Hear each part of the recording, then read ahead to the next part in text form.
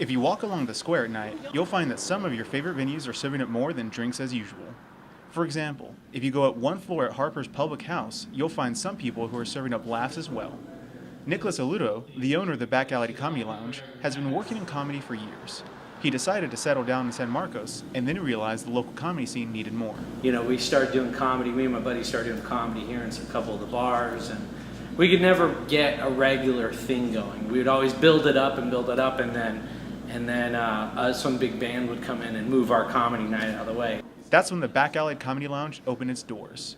Now Aludo has a place where he and many other rising comedians can strut their stuff. We have a lot of talent just in San Marcos. We got around 20 people that I can honestly say are just hilarious. The Back Alley boasts an impressive roster of comedians working on their material, from the owner to the bartender to even the doorman.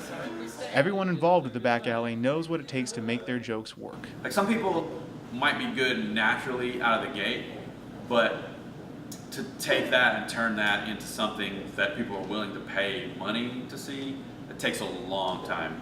Although the path to great comedy may not be easy, Aludo cherishes the journey for the comics that enter his club. So it's pushed a lot of our guys to look deeper into their material.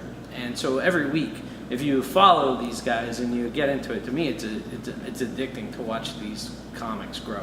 If you want to test your bravery and see if your jokes will land, Back Alley Comedy Lounge has open mic nights every Wednesday at 10:30. For Bobcat Update, I'm Jason McCall.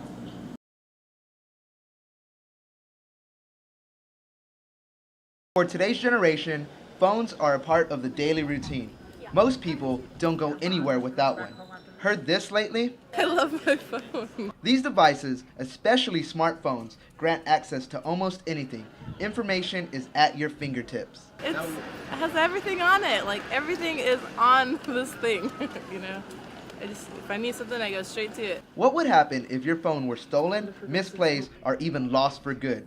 Students say they could maybe last up to a day without it. A week would be out of the question. I mean, I use my phone all the time for emails and group messages with like classmates and things like that, or like for soccer teams, and a week would be difficult. I'd have to be constantly like be with the people that I need to be with if I need to get stuff done. Phone companies provide locator apps such as Android Lost for Android users and Find My iPhone for Apple users. Although these apps may not be 100% accurate, they can sometimes prove useful in finding that one essential item, your phone. Nice talking with you. For Bobcat Update, I'm Daniel Hernandez.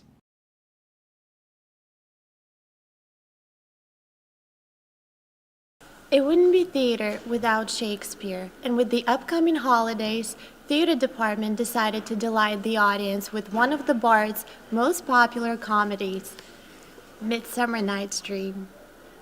It's a beautiful play.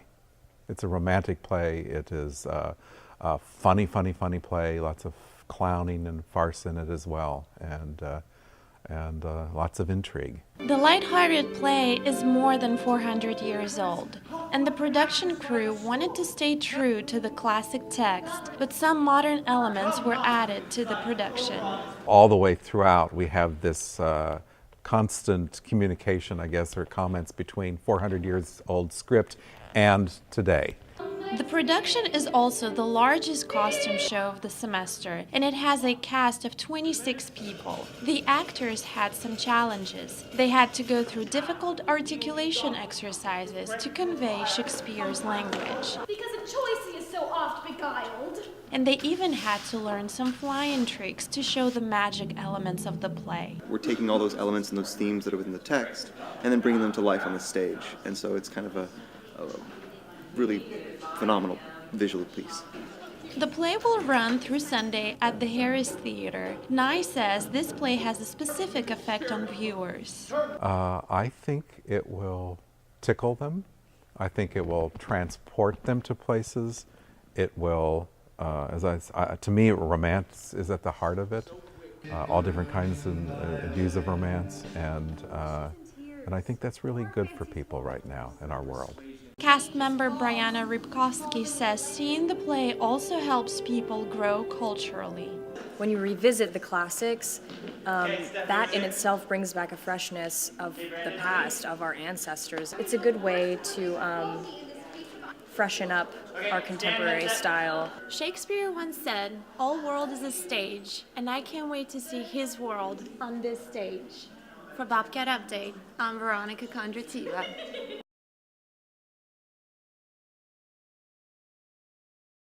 For college students, Halloween offers an opportunity to unwind and to have some fun. And this year, the holiday falls on a weekend, so no doubt there will be a Monster Bash or two in the coming days. I'm pretty sure I'll probably be at some party dressing up as somebody. Most likely, I think I might go to 6th Street in Austin and have fun with that. The holiday weekend will be a fun time for many students, but it shouldn't be a time to throw caution to the wind. Officials say avoid reckless behavior. You know, when we see people staggering around if they're falling and, you know, they need some extra help, if we can get them safely to a place where they can be taken care of and not have to take them to jail, then certainly we'll do that. Local police departments will coordinate their efforts to make sure partying doesn't get too out of hand. They want everyone to make it home safely. If we're taking someone to jail for PI, it's for their own safety. It's for the good of society and just letting them sleep it off. For Bobcat Update, I'm Garrett Coates.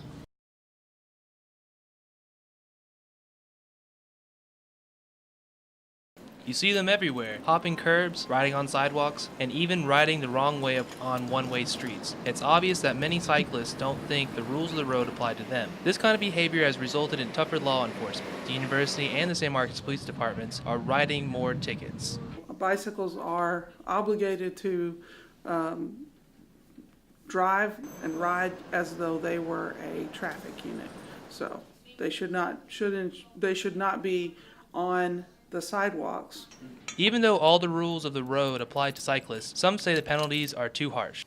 I got a ticket on my bicycle. I went to go to the municipal court to take defensive driving to get it off my record. They explained that because I was on a bicycle, I'd pay a lesser fee of $175, but there was no way that I could get it off my record.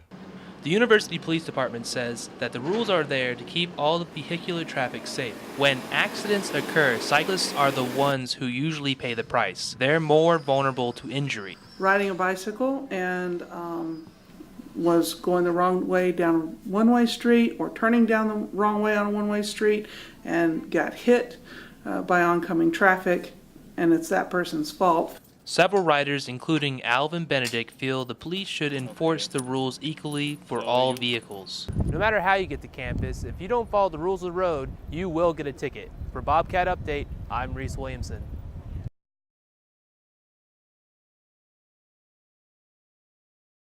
Chilly weather has finally returned to Central Texas, which means it's time to bundle up and add more layers. Students have come up with unique ways to stay warm. There are plenty of stores in San Marcos for your clothing needs, and if you want to show your pride in Bobcat style, you can get your winter attire at the bookstore. Temperatures are expected to stay cold throughout the week.